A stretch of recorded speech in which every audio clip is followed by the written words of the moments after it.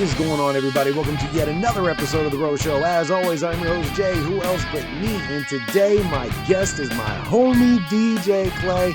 Man, I got so much respect for this guy.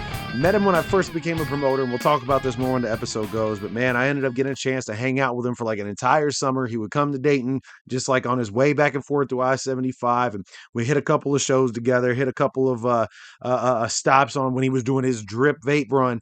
And like I said, we'll get into all that here in a little bit, but just that short little time frame in that summer I spent hanging out with him, man. It was such a good time, and we've stayed in contact throughout the years, and much love and appreciation to him for taking time out of his busy schedule to talk to me, because it meant a lot to me that he was willing to do that. And again, it adds to the flavor of the show and adds to the documentation that I've been putting together of the life that is mine and the things that I've experienced. So thank you to Clay for taking the time to talk to me. I'm really looking forward to releasing this out to the public and really showing, you know, a different side that people might not see of Clay, because deep down inside, man, he's one of the best dudes I've met in the game today. And I'm not just saying that because he's a homie. I absolutely mean that. He's one of the best dudes I've came in contact with. So very excited about this one, and I think everybody's going to enjoy it. So before we get started, I just wanted to say much love to everybody who checked out the very first Live and Wired a couple weeks ago, man. It was a great turnout. Had a lot of fun talking to my homie Austin Gomes. And also,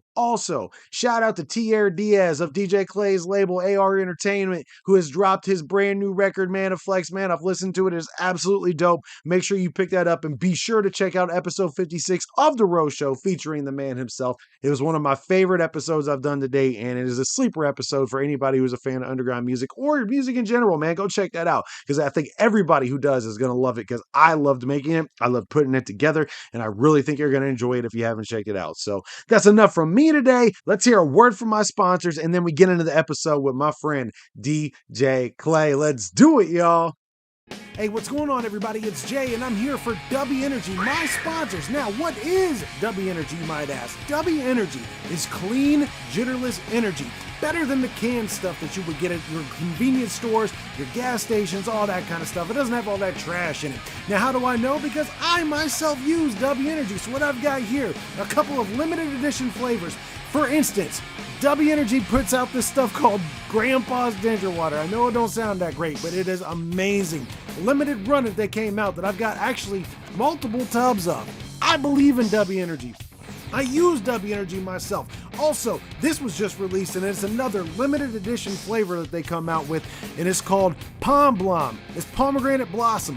Real nice, clean flavor. And a lot of W Energy, whether it be classics like Calio Cream or the Dub Sludge, whatever it might be, it is clean energy. It's not going to make you feel all crappy at the end of the day after using it. Now, here's what I want you to do, because again, they're obviously a sponsor of mine. But what I want you to do is I want you to go to www.w.gg, order one of the sampler packs, which you get one of these cool tumblers, a part of the sampler pack. And I want you to grab one, but don't use my promo code. That's right. Don't use my promo code Who Else at checkout, because I want you to try it without thinking I'm just trying to sell you a bill of goods. Try it one time, and then when you go back to buy your second order of W Energy, then use my promo code Who Else at checkout for a 10% discount, because all you're going to do is try it. I know you're going to love it. That's how much I believe in this product, and I thank them for sponsoring the show today.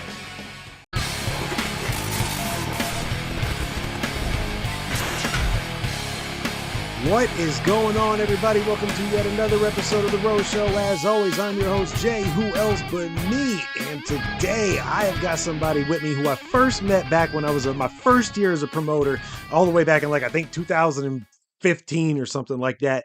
I ended up booking him for a show in Dayton, Ohio. We ended up spending most of that summer working together back when he was promoting his drip vape line back then, and just got a chance to kick it with him a bunch of times. He was actually a surprise guest at a Whitney Payton show I was booking. That's how much he was in Dayton over that summer, man. I got to know him real well, and I got a lot of respect for this dude and his hustle and overall talent, but we'll get into all that here in a little bit. It is the man, the myth, the legend, DJ Clay. My friend, how are we doing today? Hey, what's going on, Jay? How you doing? How you been, dog? Man, I'm glad that thanks for the intro like that, man. And not only that though, but there was a cool trip down memory lane real quick because I almost forgot about that one surprise show that you were just talking about. Yeah. Yeah, and also like, yeah. How you been, man? I'm glad to be here. Thanks for having me on the show. Yeah, absolutely. I've been great. Can't complain. Just trying to get through this cold season like the rest of us. You know what I mean? But yeah, and see that's the thing, man. Is I was glad. First and foremost, thank you for being on because I've got just so much love for that one summer where I was able to kick it with you and your then business partner because you guys showed me so much of the ropes when it came to doing little things as far as like performance art, just picking your brain about some of the stuff that you've been through in the music industry. And I look back really fondly on that summer, specifically for the time that we got to spend with each other. But even more so, I think at that point in time, I think you were the first person who kind of taught me how to be around people of your caliber, if that makes sense. Because at the time, I felt more like a little bit of a fanboy. And you kind of showed me the ropes on how to act and how to interact with people. And you were a big influence on me on that time. So, one of the reasons why I wanted to talk to you was to get your backstory as well and kind of find out, how you got into the music industry. So, if you would, let's go ahead and start at the beginning. How did you get into music at a young age? Or were you into music at a young age? Yeah, that's all I was into at a young age. Like from about 9 years old, 8, 9 years old, like until I made my first mixtape at 11, and I didn't even have turntables Mm. yet. I actually got it tattooed on me here recently. It's the bottom stack of cassettes that were like my main cassettes that was going to. Like there was like my main collection, so I had to get them tatted on me. And on the bottom of this tattoo is my the first mixtape I did. There's only probably like maybe 10 copies floating around, and like they weren't for sale nowhere, not like that. I was just kind of passing them out to homies, and and shit like that. So I always had love for it, and I knew I wanted to be a DJ and like a producer. I knew I wanted to make music and all that good shit at a very young age. I don't know if that's normal for kids or not, but I mean, I'm assuming it is for some, out there. But I just, yeah, it's been a long time now. Like it's the only thing I'm good at. you know. Who were some of your early influences? Like, who did you listen to the most when you were making those mixtapes? Oh, early influences, man. So my early influences was like Cypress Hill and the Beastie Boys and shit like that. And those are also on the same tattoo. Like this is the main shit I was in rotation. I remember having it was shit like the So Def Bass All Stars. Do you remember that? You remember that Oh cassette yeah, at oh all? yeah, So Def oh Bass yeah. All Stars, like so it was shit like that, man. Like a lot of bass music and then like a lot of gangster shit, a lot of like just heavy rap. And then there was like the certain hip hop elements as well. Like I was really into like break beats. And then when fast forward to when I actually got a pair of turntables, I got my first pair at 13. So it was only a couple years later from when I was 11 doing the cassette mixtape, you know what I'm saying, to 13 actually making a mixtape with vinyl. And I was like really into break beats and shit like breaking beats and stuff like breakdance shit because I used to DJ for my homies. They were a breaking crew and shit. So everything like freestyle, Stevie B, like all Latin freestyle and shit like that. Like that stuff was all influential and shit to me too. So it's a crazy array of things that were like a influence on me. Like I listen to a lot of different shit. Like the only thing I don't really get hardcore into is like country music. But these days, there's some real country bops out there. Like there's some shit like to where they're using trap drums every now and then and 808s and shit. It's like it's not exactly like the old school type of country when I was a kid, Garth Brooks ass shit. It's not no shit like that. You know what I'm Right, saying? Like right. like what Jelly Roll's out there doing, I could fuck with that. You know what I'm saying? Yeah. I listen, I like that shit, and that's the homie anyway. So it's like Right. Yeah. Yeah. And you said something that took me back alone because a lot of people forget how dope So Def was at one point in time. woo. Like Jermaine Dupri had that label on fire back in the day, didn't he? No, yeah, Social Death, and a lot of people don't know, Social Death. Yeah, Social Death was a dope record label. Was a dope record label from the jump. Like you said it the best. He had it on fire. And a lot of people don't know, like going back to those booty mixes and like shit like I was talking about, like the bass mixes, the Social Death bass all stars, like. Lil Jon was producing a lot of that shit. People didn't know that. It was before he was Lil Jon. It's before anybody knew him as yeah, okay. It was before anybody knew him as that. He was producing a lot of them beats and shit. And if you go back and listen to it, it makes sense. You're like, okay, all that bass and shit like that, like that makes sense. Now he wasn't doing it Right. all, but he was producing some of that shit for me, Yeah, yeah, sure. So when did you eventually get your first turntable and how did you become such a good DJ at that stage in life? It's a crazy story because I had nobody around me. Like all the OGs in Southwest Detroit here, like the ones that were like really making a name for themselves as DJs, they were all considered local DJs. And Hmm. no shade towards them at all or anything like that, but that's all they stayed was local DJs. But they were all like I said, I was 13, dude. So like they were all mad older than me. Like, you know what I'm saying? They were in their 20s, they were out fucking bitches, you know what I'm saying, rocking parties, all shit like that. So, and I never knew none of these dudes personally. The only thing I knew about them was I was buying their mixtapes at fucking Planet Rock, which was like a independent record store. You know what I'm saying, like a mom and pop shop in Southwest Detroit here. And anybody from Yeah. Southwest Detroit, well, they remember Planet Rock. Like that was that spot, And so that's the only thing I knew of them. So they were influential, but I had nobody to teach me, so I had to teach myself.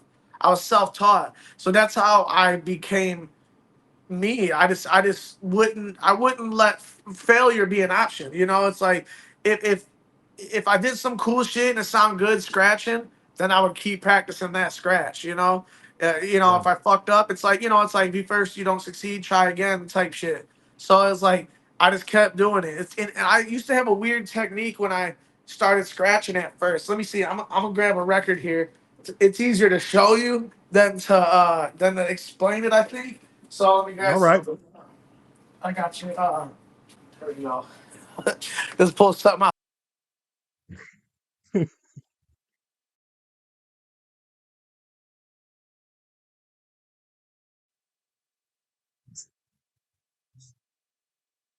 Hit a record store and you find shit like this, you just grab it because it just looks cool, and you're like, I know there's gonna be some dope samples on this and shit like that. So like some of these records I haven't listened to at all. So all right, so the record goes on the turntables. We all know. I used to when I was 13, like from like 13 to 15, I used to scratch like this. Like I used to grab the side of it with my finger, the very side, and just kind of go like that instead of grabbing the top and doing it like Mm. this.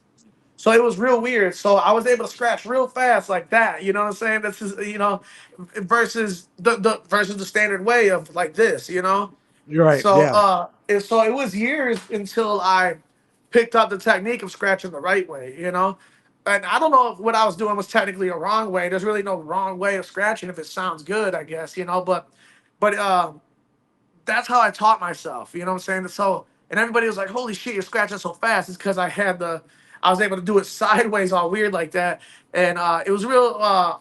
What's the word I'm looking for? Uh, um, unorthodox. Like how I was doing it.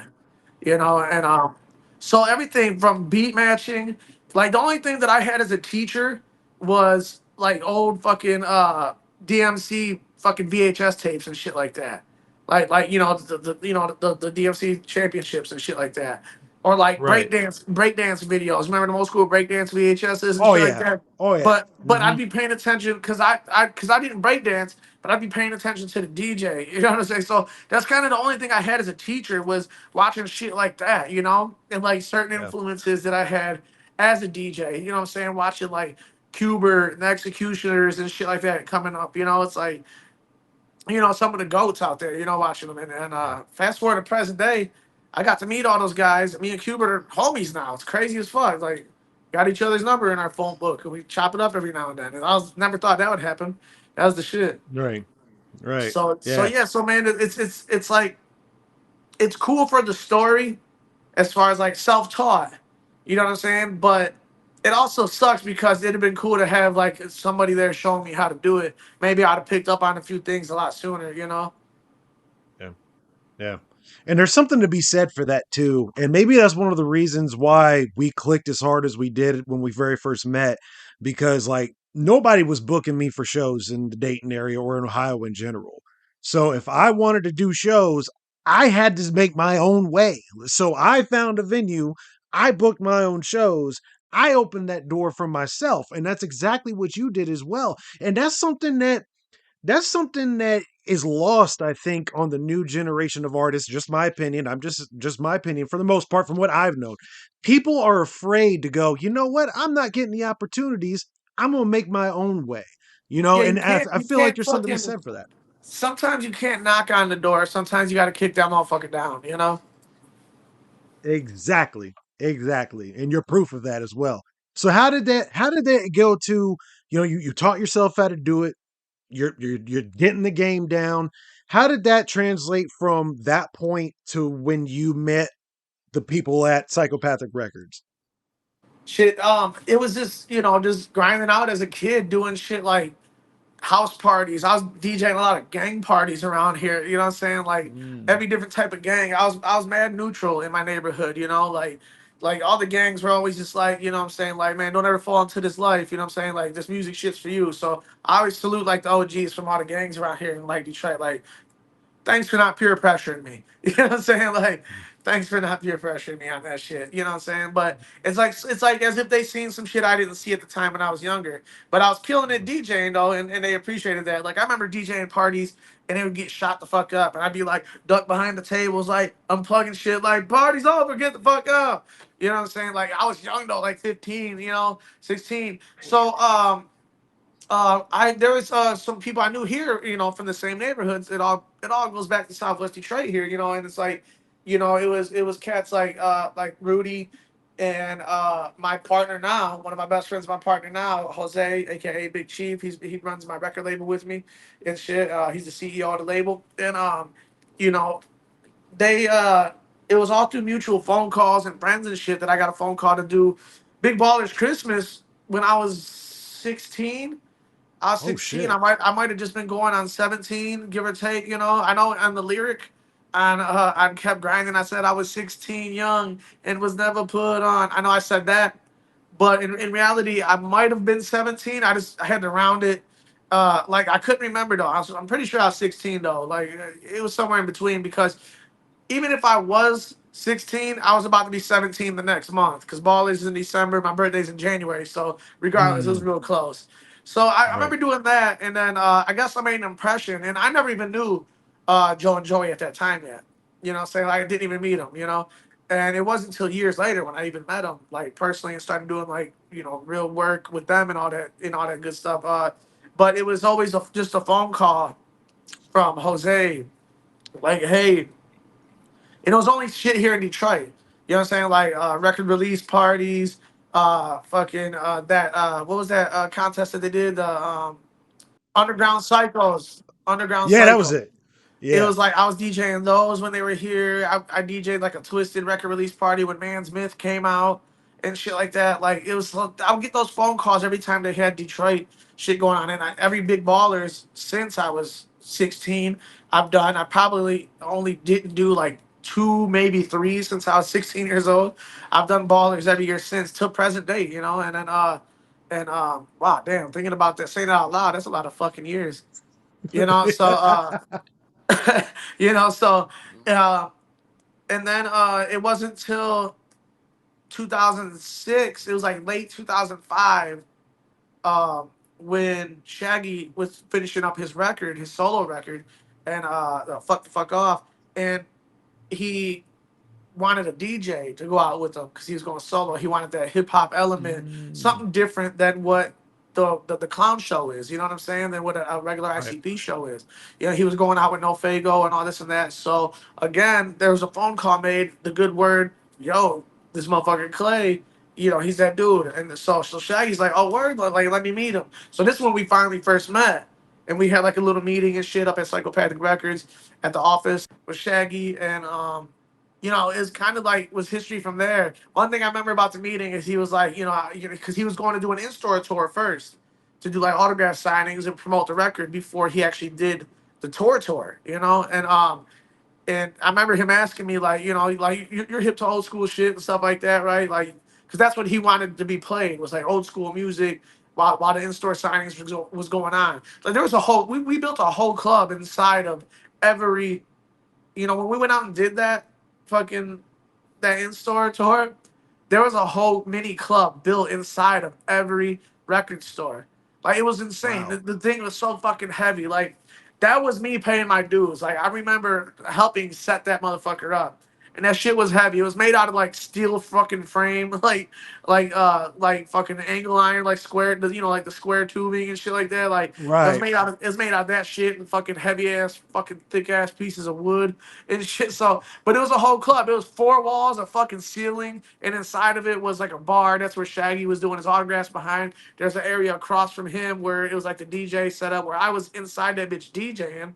And then there was club lights and like a disco ball, and they would let kids in like 5 or 10 at a time, and then they would get to chill. I'd be in there just DJing the whole time while I was going on, and he'd be doing autographs, and they would go out. There was two doors, an entrance and an exit, and it was crazy because I don't think anybody's ever did that. Straight up, I mean, we straight up set up a mini club inside of every record store. But Right. before we went out, though, he was asking me, do I know old school? And I was like, yeah, man, like, like NWA and shit like that. Yeah, like Ice Cube. And then, like, he's like laughing because that's not old school to him. He's like, no, I'm talking about like Cool G rap and shit. You know what I'm saying? I'm like, oh, uh, yeah, but nah, but yeah, but nah, so he got a laugh out of that as well. And he's like, all right, we'll rock though, you know what I'm saying? Like, but then there were some times where even because I was still running on vinyl at that time. So it's Mm. like I was coming into that bitch with crates of records. But a bonus from that for that shit is we were in record stores, so I would come out that bitch with more records, cause like the store sometimes would just hook us up. You know what I'm saying? Or every once Right. in a while, a record would just magically make its way into my crate. If it was a must have, But so I was still on vinyl, so there was only so much old school vinyl I had. So, but I also had some newer shit that was like more my age. Like I remember, like I had some Dipset shit and stuff like that, and like the Paid in Full movie soundtrack, and it's like I'm playing that, and he's like, "What the fuck is that?" You know what I'm saying? Like this shit ain't old school. I'm like, "Bro, I'm out of fucking old school music. Let's do you want me to start playing the same shit over and over?" Because I was always like, kind of, I wasn't taught, but it's like I was taught like kind of not play the same music over. I always thought that was whack. Right. But so Right. he rolled with it, and he rolled with it, and it ended up being cool because the mixes were dope. So I made sure the mixes were cool and scratching over them, make sure it was fun. So ever since then, after that, the actual tour happened. The actual fucking fuck the fuck off tour happened, and I went out as his DJ for that. And the rest is pretty much history, man. It's like that's when I first, met them. Even not too long ago, well, it was probably like at least 10 years ago now. We were talking, me and Shaggy were talking about this, and he was saying, he was like, man, I feel like an asshole. He's like, cause you were doing this shit for us for like ballers and shit like the stuff I was just telling you about, like all in the past. He was like, and we never knew each other. He was like, because I didn't give a fuck who the DJ was at the time. That Mhm. these were his words, and I laugh, we laughed that off and shit. And he's like, that's crazy. So and I didn't even meet Violent J. I met Shaggy before I met Jay, but only by Mm. how long the tour was, 2 months, 2.5 months, something like that. Because Jay wasn't on the tour, obviously, but so it wasn't until the last show of the tour, and it ended here in Michigan. I think it was like Grand Rapids or something like that. And the whole label came out and they watched the show and everything, and that's when I met Jay. He was like, "Whoa," he gave super props, like, "Man, you guys killed it." He was like, "It was like an out of body experience," because at that time that was the first time Shaggy ever did a solo tour. So, you know, so Violent J has never been able to watch just Shaggy Tudo perform solo. So I imagine it was a Right. cool feel. I imagine it was a dope feeling for Jay to watch. So, and then I remember walking out, to go hop in my car and shit as I was leaving, packing my shit up, and I just kept it real simple, dude. I was just like, I was like, I know you guys hear this shit all the time. I was like, but I'm not out for the bread. I'm like, but I got beats. I got beats, raps, fuck scratches, whatever you guys need. Just you guys got my contact. Hit me up. I appreciate the opportunity. Thanks, guys. You know what I'm saying? Dapped it up. And then I headed out on my way. Me thinking that this was only a one-time gig. I thought this was only gonna be like a one-time gig. And next thing you know, Shaggy calls me, we kept in touch ever since then. And then he calls me and then he says, you know, yo, Joe wants you to come out and be ICP's DJ. It was for Halloween in '06. And I was like, bet, look, I'm down. Let's rock, you know. Then after that, it was we want you to be our DJ for the Tempest tour and shit like that. And then after, it was during the Tempest tour when they were like, we want you to be our DJ like Yeah. indefinitely type shit, you know. And I was like, Yeah. because a couple other opportunities presented themselves. I won't speak on it like who it was or whatever, but like they like ICP had to go and shut that down. Like, nah, like he's exclusive with us. You know what I'm saying? Like, Right, right. So my first exposure to you was I had stopped getting into music really, I think around like 2004. For some reason, I don't know, my passion for it kind of went away. And then back in 2008, and I remember this because it was the third Let 'Em Bleed that I saw. I was going through CDs at FYE just randomly because even though I wasn't really into music at the time, I would just every once in a while browse the ICP case because I was a fan ever since I was a kid. So I would right. always So look out at of what was coming curiosity, you were like, let me see what's in here. out of curiosity. I would look and see in there, and at the time, mixtapes had blown up. Like 50 Cent and G Unit and all of them, and the DJ Green Lantern mixtapes had exploded by this time, and everybody Those was Green doing Lantern mixtapes for mixtapes. the shit. Those Green Lantern mixtapes were the shit. Yeah. So when I went through the ICP psychopathic section at my local FYE, I saw this Let 'Em Bleed mixtape, and I'm like, oh shit, psychopathic's doing mixtapes now. So I was scrolled through them, and like I said, that was the first time I saw the Let 'Em Bleed 3, but the one that caught my eye was Let 'Em Bleed 2. I mean, that cover of everybody in kind of like the gangster outfit, that caught Yeah. my eye more than anything else. And I was like, all right, I'm gonna at least give this a try. I didn't know anything about it. I was like, fuck it, why not?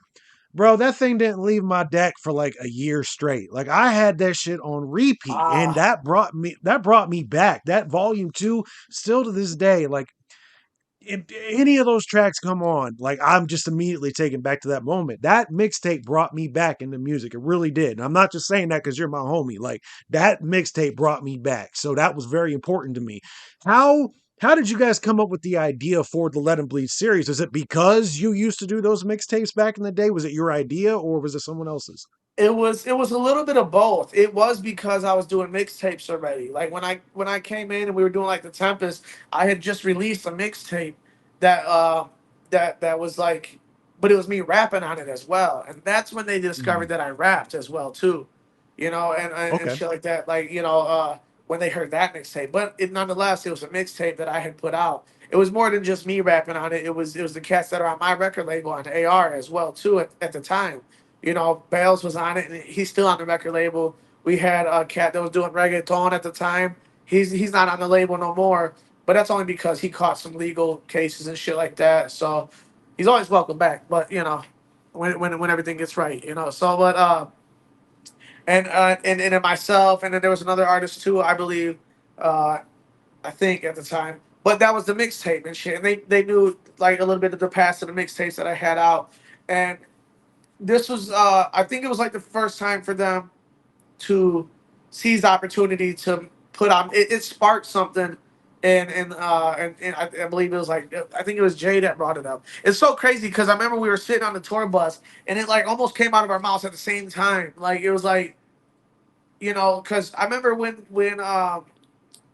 it was when Universal put out that fucking best of ICP, that Juggernauts CD. Oh yeah. Yeah, yeah, Yeah, yeah. ICP wasn't happy about that because that's not the best of Really? ICP. Yeah, well, I mean, that's not the best of ICP. That's the best of what Island Def Jam owned. Only so they can Yeah. only pull the fucking songs off of what they owned. So they only pull the Right. songs off what Bizarre, Jungle Brothers, and Great Malenko. It's like there's a lot more ICP than just that. So I would be salty too, though. What I'm saying? I'm like, this ain't the best. If anybody's gonna put a best out, it's gonna be us. What I'm saying? Not Universal. And it kind of popped up out of nowhere. So business was talking on that shit. We ended up doing, uh, like, what should I say? They ended up doing like a meet and greet for Universal for this Juggernaut CD. It was in the basement. It was in the shelter, the basement of St. Andrews Hall there. And I was DJing it. You know what I'm saying? So I was DJing it for ambiance and shit while the kids were walking up and all that. And I was just doing these crazy mixes. I was just like dumbing out, like doing these crazy mixes. When we got back on the bus, that's when it's like it's like we were all hyped up, like damn, we were having fun. And I remember Jay being like, and Shaggy telling me like, yo man, you were killing it. Like those mixes were the shit. Like and if you've seen that picture, the infamous picture, it was that day when we dressed up like Run DMC. You know what I'm saying? If you've ever seen that Okay. picture, Yeah. yeah. Yeah. It Yep. was, yeah, instead of Run DMC and Jam Master Jay, it was Run ICP and Jam Master Clay. So it was so that's why so we dressed like that. So they were sitting there doing autographs dressed like that, and I was DJing dressed like Jam Master Jay. And then that's when we got back on the bus in front of St. Andrews. I remember being like, we should do mixtapes for Psychopathic, and I was just like, say less, let's go. I'm ready. This the part I was waiting for. So that's kind of how that shit dawned. And then there was a meeting at the office a little bit later. I don't know how long later, could have been like a week or whatever, but to where they wanted to make sure everybody was cool with it on the label because the label was, thick at that time. Was this the roster was real thick, and everybody was cool with it. And I was like one of the first motherfuckers, aside from those guys, that had like access to anything in the drives. You know what I'm saying? Like Clay has Mm. access to anything, any instrumentals, any acapellas, like because they wanted me to do the mixtape thing, and I needed the type of tools. So I was able to. So that's why I was able to do the remixes that on Let 'Em Bleed and shit like that. Like I had access to shit that nobody else did. So I was like, damn, that's dope. Like that felt real exclusive to me, and it was. That's why those remixes were so exclusive and shit like that. So Yeah. that's how the idea for that came along. And what I didn't notice, and you said something about it, you were like, "Oh shit, psychopathic." What you just said a little bit ago, you were like, "Oh shit, psychopathic's putting out mixtapes now." I didn't realize I was just doing what I was doing. I did not realize, like to this day, people come up to me like, "Man, you're a legend," and I've heard exactly what you said. That shit brought me back, is what you said. Yeah. You know what I'm saying? Mm-hmm. So many people have told me that. I did not know that. I didn't know that. That ain't what I was going for. That wasn't the plan. That wasn't nothing. I was just doing me. And I didn't know that it has such a huge effect on the Yeah. Juggalo world. I didn't know it did. Yeah. Until years later, until like I didn't even really get a grasp on that until thousands of motherfuckers told me fucking years later, and I'm talking about like fucking 10 years ago type shits. When Right. I was like, really, wow. I was like, wow, you know what I'm saying? Like, and it wasn't just me being like humble about it. I legit didn't fucking realize the impact that those mixtapes had. Yeah. I was just making music. I was just doing what I love doing. Yeah. I think what it was, and I'm just speaking for me, but I would assume maybe others would probably feel this way. So after the sixth dropped, you had about half the fan base split the fuck out because they didn't like the message on the very last song. And I think the rest of us were kind of like, well, now the story's over. So, like, all we've got is the old stuff. And that's kind of, I think, where my love for music almost started to diminish a little bit, was because it was like, man, this thing that I've been paying attention to for 15 years is done. It's And over then we now. see Yeah. these, yeah, it's over now. There's A lot nothing of people left. And thought then, that, and I was always a juggalo. Always. yeah, I didn't become a juggalo because ICP signed me or no shit like that. I was a juggalo way before then. Riddlebox is tatted right. on here too. That Riddlebox is one of these tats on here. That was in rotation too, and that they were also an influence. You know what I'm saying? And they didn't Yeah, know that till later on when I told them like, yeah, you guys were an influence as well. I mean, you guys were rappers out of Detroit, literally rapping about streets that I lived on. You know what I'm saying? Like, and, right. and, Yeah, and how much of a coincidence is that? That's so crazy. Like Halloween on Military Street. I lived on Military. I was born on Military Street. On the no shit. Del Rey side. Like how much of a coincidence? And I never applied, never sent a demo in, never nothing. It was just all word of mouth. So it's like Yeah, as if that shit was like meant to happen type shit. Like and yeah. a lot of other stuff. Like the streets that they were rapping about, Central and shit. My boys lived on that street. Like we hang out on Central. My studio where I'm at right now is only a couple blocks over from Central Ave, and shit like that. It's like Mm, I'm off Michigan Ave now and stuff. And it's like I live yeah. in Mexican town. You know what I'm saying? So it's like it's so crazy. So it's like when I heard those when I was younger and I heard those dudes rapping about streets that I was walking and living on and shit, I'm like, oh shit. Plus the beats were banging and they were dope. I thought so. I was instantly hooked.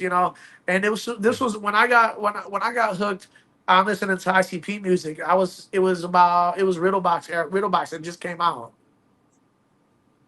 So because a homie had left a Riddle Box tape at my crib and a Ringmaster tape. So I was listening to both, but Riddle Box was like my shit. You know, that's the one I was bumping the hardest at the time.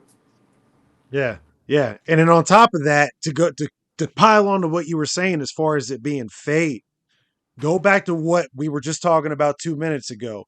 All that stuff, happens to rap about streets you grew up on, and then thousands of people hear you get injected into that scene, and you bring a lot of us back. So I mean, it's hard to sit here and not say it's not fate. You know what I'm saying? Right, it has to be. You know, it's like it's meant to be. You know, the planets aligned the right way or something. You know, it's like, and it went full Yeah, circle. It's like, holy shit, man, that's crazy. yeah, And yeah. now we're here. Now we're here on our what? We're here like living on our like our fourth generation of Juggalo now, which is awesome to Right. see. Seeing these new Juggalos Yeah. coming in is awesome because everybody's welcome, right? So it's like it's so dope to see new faces in these crowds and put them up on old shit and new shit. You know. Yeah, yeah, for sure. Well, I know you're strapped for time. You're a busy man. So I kind of wanted to end this with you have started a venture of streaming of sorts, if you will. Let's talk about that for a little bit because I've been interested to find out more about your Twitch stream you've been doing. Yeah, dog. So every Tuesday and Thursday at 9 p.m. faithfully, like a fucking TV show. It's like every Tuesday and Thursday at 9 p.m. I keep the schedule tight, you know.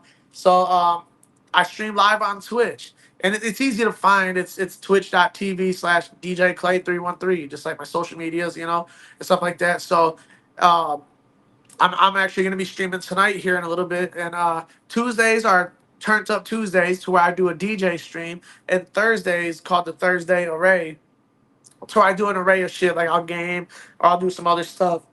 So when you were able to, I was because you're not allowed to do it now, but you were able to screen movies on Twitch, but Mm, now they don't allow that shit. But I would do stuff like that, or I'll screen music videos and like fucking like I'll throw on some like all '80s music video mix and just break down how much cocaine was around in those days because you can just see it in the videos now. Now that I'm older, it's like you can just see it in the videos now. You're just like, oh my right. god. You're like, oh my god. So it's mad entertaining on Thursdays. It's a whole different vibe than Tuesdays, you know. So it's more chill, sit down, you know, and everything like that. But yeah, man, I've been doing Twitch going on my fourth year now. Uh, Here in February, my fourth year. Yeah, middle of February is my 4 year anniversary, Twitch anniversary. Nice. So I'll be doing a Hell yeah. 24-hour stream, my first ever 24-hour stream for that. Yeah, it'll be after Juggalo weekend and all that shit. So Man, that's a taken. But if anybody can do it, you can do it. Well, in closing, real quick, last thing I want to pick your brain on is when you think over your time in the last 20 years or however long it's been since you've been doing it on that next level, what are some of the things when you think about your career that stick out in your mind more than the rest? Is it specific tours? Is it specific moments? Was there, any specific moment that really sticks out in your head when you think over your last 20 years? there's not just one specific moment, but there is like in different categories. You know, what really sticks out to me is kind of something we touched base on already is the fact that how much is the Let 'Em Bleed series that right there, the whole series 1 through 4, um, and not throwing any shade towards like Book of the Wickeds or World Upside Down because those were their own dope entities as well. But Right. the first Let 'Em Bleeds was my introduction to the game. Period. You know. So like those and people telling me how much impact that had on them, that sticks out to me one of the most. That's in like the music category as far as like me putting out records and shit like that. But like touring, what sticks out to me the most is probably like the Tempest tour and the Bang Pow Boom tour Mm, because they were just like they were so long and so crazy to the fact to where it's like you start getting like cabin fever and start getting crazy. You ain't going to bed till 10 in the morning and you're fucking waking up at 6 p.m. just to go hit stage and do it all over again. You know, it's like so that shit sticks out. Like that was some real rock and roll moments like in my life. You know, like to where it's like, damn, this is some rock. You don't realize it at the time, but when you look back at it, you're like, fuck, you're doing some rock. I was doing some rock and roll shit at that time. You know. But it was like those are like some of the key moments that pop out. That and and also turning a new page to where expanding my brand as well as a Hmm. DJ. Like, you know what I'm saying? I've always loved, like I said at the beginning of the interview here, you know, like bass music and all that shit. Well, today's like bass music is a lot of like EDM shit, you know, like current style. Yeah. And so I've been doing that for years now too. So, you know, just evolving as a DJ and a producer, you know what I'm saying, doing shit for my label as well, for AR Entertainment here, you know what I'm saying, for my label, for my artists, and doing stuff like Twitch and just, you know, evolving and still doing this. Still, you know, there's a lot of people, I'm going on almost 20 years now doing this shit professionally. There's a lot of people that don't stick around that long in this game, you know, so Yeah. that in its own is a highlight for me, you know what I'm saying, to just I just got to keep that grind going and keep that, you know, hustle. And like I said earlier, I said it once before, it's like what else I ain't this is what I'm best at. What the fuck else I got to do besides this? So I'm gonna go hard with all this shit, you know. Yeah, for sure. Well, you were the second show. No, I'm sorry. You were the third show I ever booked in Dayton. And yet, still to this day, I feel like it was the most impactful, at least on me. Like I said Damn, in the beginning thanks. of this, hanging out with you guys for that summer was just, it was one of my favorite memories in my entire life. Not just anything I did in music, whether it be a Menace, whatever, of my entire life, that little 3 month time period, man. I had so much fun hanging out with y'all. And I appreciate all the opportunities you've given me. I appreciate you sitting down and talking with me today and taking time out of your busy schedule. Man, I got so much love for you and what you're doing, brother. I just want to say thank you for everything that you've done for me and for music in general and for the underground world. So, Clay, this has been an honor. Thank you so much for joining me, my man. It's been a real privilege. Thank you, brother, and much love. Hey, I appreciate you as well, my dude. Much love and two whoops.